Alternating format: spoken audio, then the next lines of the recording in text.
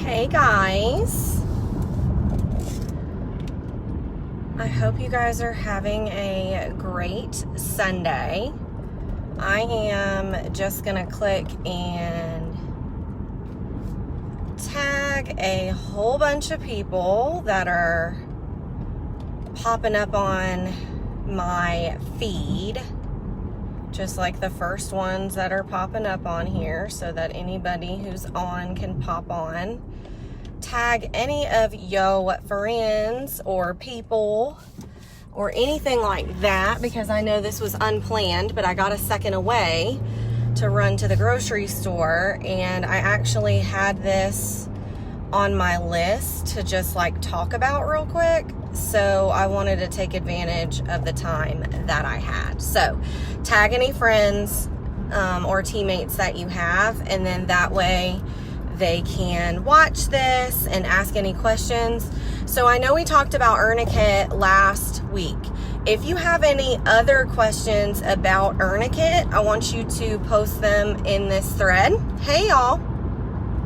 So then that way, as I'm talking, I can answer those, because it's really only like one quick tip, but it's something that has came up since they will transfer online orders, and I wanted to make sure that you guys like realized this. Sorry, they put in all these new red lights near me and I'm not used to them.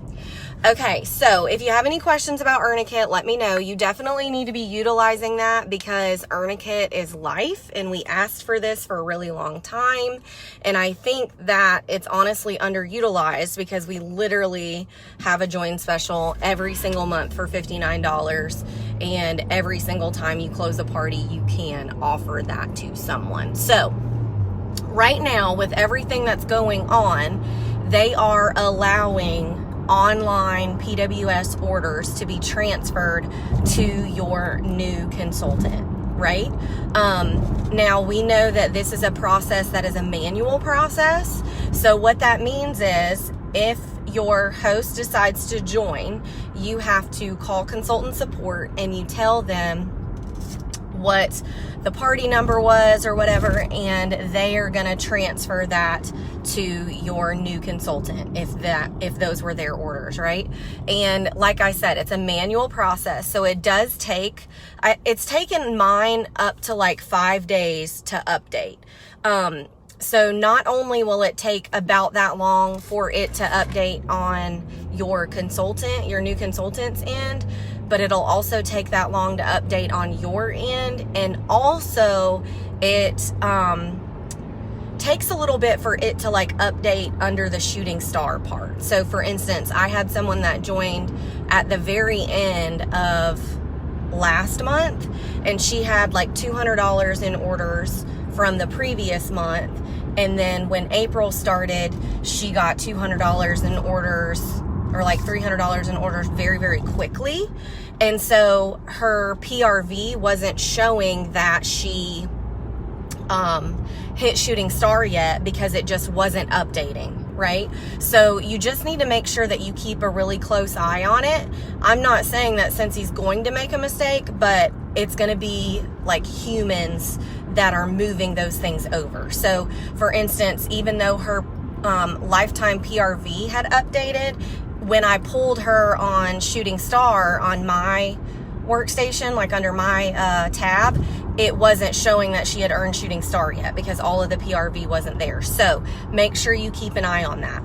Now, this is the real tip that I wanted to come on and share with you about Earn-A-Kits if those orders are being transferred from your website. So typically what happens if you're doing Earn-A-Kit and you're entering those customers into that party and they are for your new consultant, all of those contacts get transferred with that party to the new consultant's workstation, okay? But since the PWS orders are manually moved, those contacts were still in my workstation, okay? And I didn't realize that at first. I mean, I knew they told me that the orders were going to stay under my orders tab, so like I could keep up with the shipping and stuff like that. but I didn't realize that the contacts were going to stay. So when I went to go do my monthly mail out, I had exported my contacts from my workstation, and I just did mail merge, and I wasn't really looking at the names. But then when I was going to go do mail outs, I saw that the 2 Earn-A-Kit people that I had just flipped a party to, their customers were still in that. So obviously I'm not going to send samples to their customers, because that's what we do, right? Those are their customers. I'm not going to do that. Those are their people to take care of. So this is what you have to do when you do an Earn-A-Kit and you have PWS orders transferred. After they get their order, so like after the order's already been delivered to them, go into your contacts tab and click their name. So I had somebody named Nancy. I clicked Nancy's name and I clicked archive. Okay. And what that does, it won't let you delete it because that person has order history. So I clicked archive, and then it's going to make your archived people go into like a separate section so you can see everybody that you've archived if you pull that report.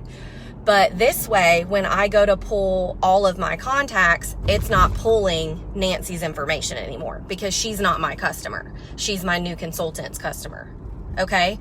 So, and then sometimes, I'm going to be honest with you guys, sometimes, archiving doesn't work, because I mean, they know that the contacts tab is something that they are trying to work on. But I'll be honest, sometimes archiving, it doesn't work. So let me tell you what I do if it won't let you archive it, because this has also happened to me with, since he's giving us inherited customers.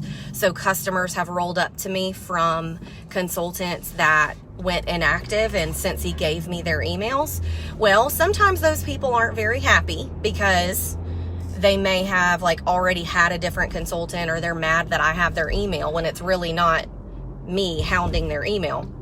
So if it won't let you archive them and it won't let you delete them, this is what I do. So, and this has happened with some inherited customers. It won't let me delete them out. So what I do is I go into that specific customer and I click edit. And like I said, it won't let me delete it. So I leave their name alone, but I go in and I delete their phone number, I delete their email address, and I delete their actual address. And then I click save. So then that way, when I'm sending stuff in the mail, their address isn't going to pop up for me. When I am sending out my Freebie Friday emails or whatever, they're not going to get an email from me.